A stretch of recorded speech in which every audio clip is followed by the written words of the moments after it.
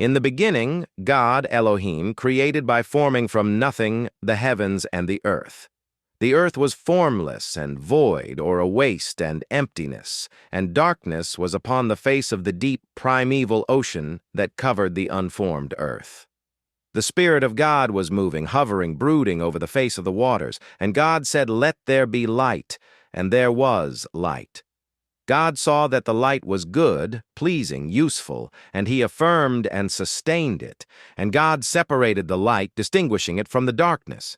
And God called the light day, and the darkness he called night. And there was evening, and there was morning one day. And God said, "Let there be an expanse of the sky in the midst of the waters, and let it separate the waters below the expanse from the waters above the expanse." And God made the expanse of sky, and separated the waters which were under the expanse from the waters which were above the expanse. And it was so, just as he commanded. God called the expanse of sky heaven, and there was evening and there was morning, a second day. Then God said, "Let the waters below the heavens be gathered into one place of standing, pooling together, and let the dry land appear." And it was so.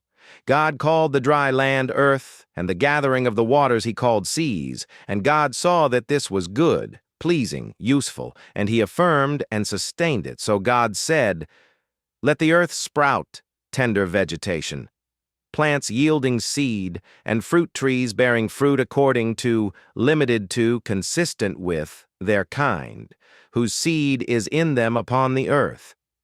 And it was so. The earth sprouted and abundantly produced vegetation, plants yielding seed according to their kind, and trees bearing fruit with seed in them according to their kind.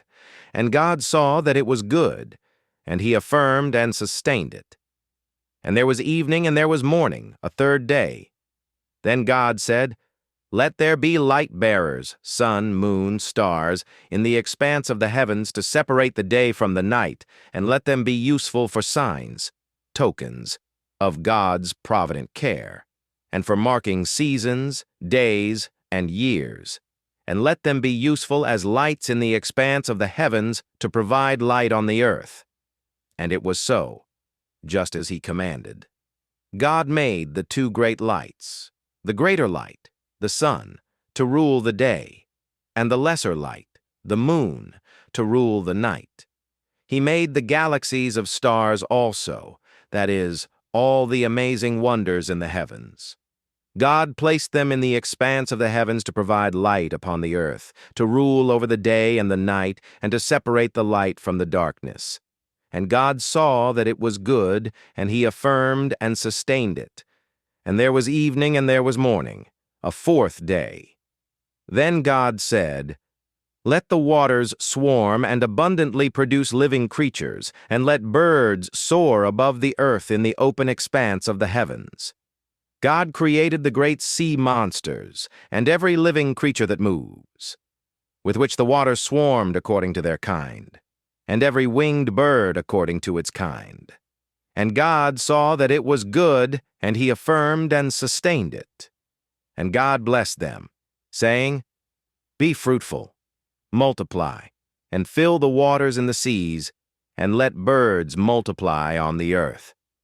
And there was evening, and there was morning, a fifth day.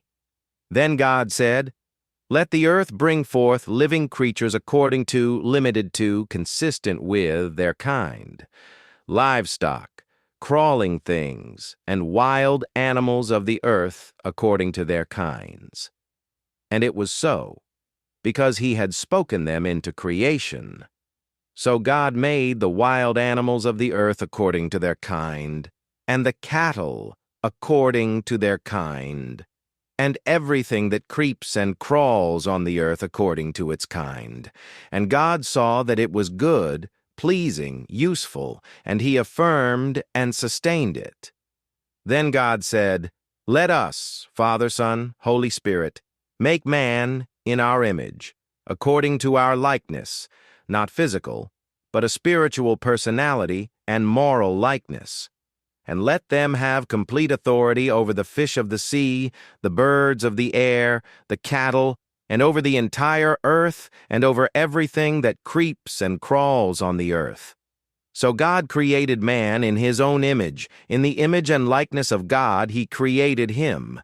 Male and female he created them. And God blessed them, granting them certain authority, and said to them, "Be fruitful, multiply, and fill the earth, and subjugate it, putting it under your power, and rule over, dominate, the fish of the sea, the birds of the air, and every living thing that moves upon the earth." So God said, "Behold, I have given you every plant yielding seed that is on the surface of the entire earth, and every tree which has fruit yielding seed. It shall be food for you, and to all the animals on the earth, and to every bird of the air, and to everything that moves on the ground, to everything in which there is the breath of life. I have given every green plant for food." And it was so, because he commanded it. God saw everything that he had made, and behold, it was very good, and he validated it completely. And there was evening, and there was morning, a sixth day.